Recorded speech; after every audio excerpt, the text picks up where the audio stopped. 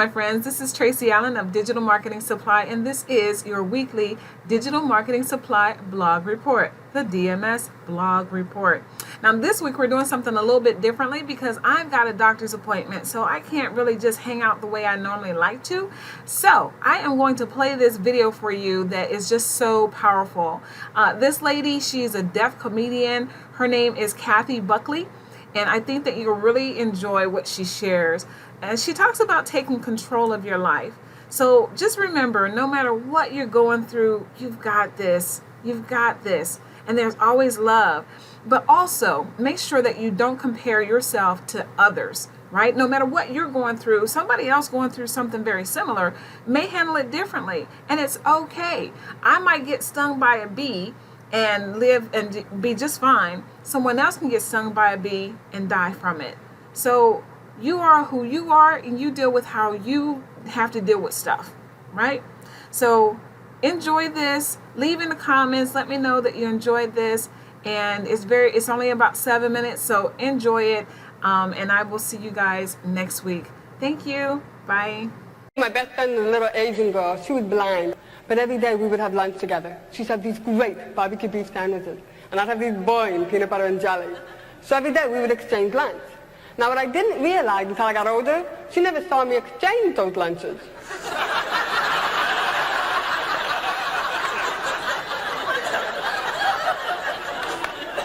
But then again, I never heard her complain about it either.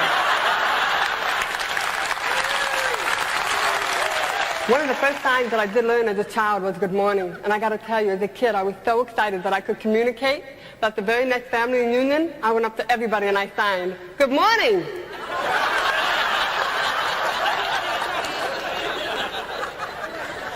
I guess you can say they're not morning people. Then they found out today that I had started giving me hearing aids and I started learning how to talk. So as far as they were concerned, I was fixed. They sent me back to public school. I was in public school in 4th, 5th grade. I stole money.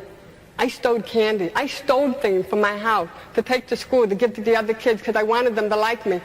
So I'm in school and I'm saying, "Hi, you would like me to be my friend?" I just want to be accepted. I wanted to be a part of something.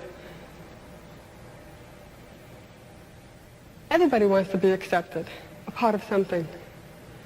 So I stole, and I would give stuff away. I couldn't understand anything in the classroom. Teachers would have their back up against the blackboard. I couldn't hear what they were saying. By the time one kid would say something, I go to look for their lips, another kid's lips were moving. I was totally lost. I graduated from high school with a 1-point average. I didn't know what to do with my life. I was so lost and so confused for so long. So by the time I was 20 years old, I tried committing suicide 5 different times. Now, there are going to be some things I'm not going to be successful at. And there's not a day that goes by where I don't thank God for letting me fail at least 5 different times. When I was 20 years old, I was laying on a beach sunbathing. A lifeguard Jeep ran me over. Talk about not knowing what your job description is. The Jeep ran over my face, stomach, chest, side, and back. I was laid up for 5 years. I died at the scene of the accident. I saw life after death. At least I believe I did. When it happened to me, when the Jeep ran over my face, I opened my eyes and I saw the bottom of the Jeep. And I could see the 2 rear wheels coming at me. And all I could think about is I need to protect my head. So I went to put my hand up above my head, and unfortunately when I did that, the rear wheels took my elbows and took me and turned me. The next thing I remembered, everything turned the most beautiful blue, a blue I yet to see on this earth. I was totally surrounded by it. And then the brightest, whitest cloud came toward me. And all I could remember was, no, I'm not ready yet. And I just sat there, I'm not ready yet. And when I said that, everything faded away. And I saw the paramedics started working on me. Laid up for 5 years. In and out of a wheelchair for 2.5 years. They said I'd never walk again. I figured I didn't hear him. I got up and I left.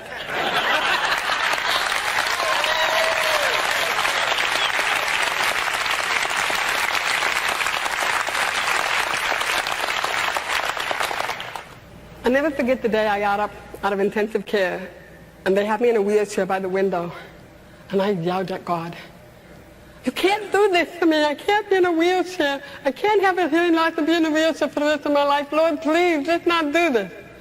And I said, "You know, when I thought about coming back, you didn't tell me about this." I worked really hard to walk. I used to join the YMCA and I'd swim. Something told me that if I kept swimming, eventually my legs would follow with me. Either that or drag behind, I don't know, one or the other.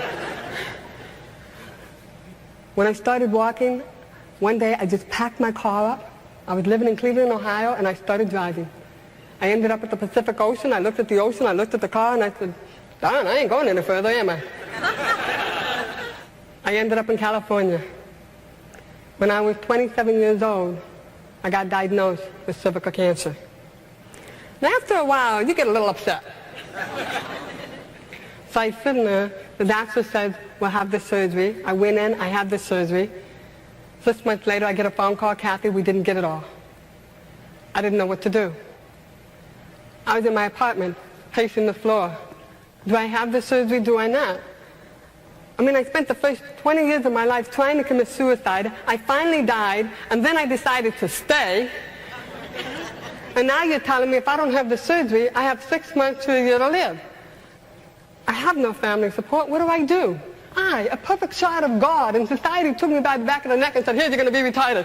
Whoa, this is okay. I like this. I like this school. These people are really great. No. Now you have your hearing aids. You're fixed. You're going back to public school. I don't understand the teachers. The teacher has her back turned to me. The kids are making fun of me. No. Now you're going to be in a wheelchair for the rest of your life because you got run over by a Jeep. God, please don't forsake me like this. I can't live like this. No. I'm going to give you cancer and I'm going to give you 6 months to a year to live. This is where I learned how to say, no. Hear this. How dare you say I cannot talk? How dare you say I cannot walk? How dare you say I cannot have a life? How dare me for listening to you?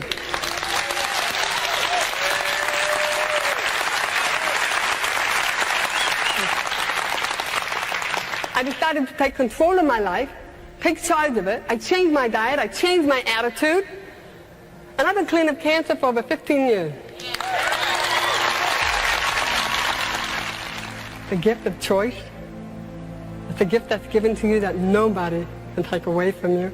You have unlimited choices. If you make the wrong choice, you can try to correct it with another choice to make it right. Your life is the most precious gift you'll ever have. And it's the only one you have. You'll come into this world alone, you will leave alone. Who you meet in between is the challenge of how you deal with your life. Remember, no matter how bad something is in your life, it has a time limit. And women, we know we can drag something bad on forever. But also remember, no matter how good something's going on in your life, that too has a time limit.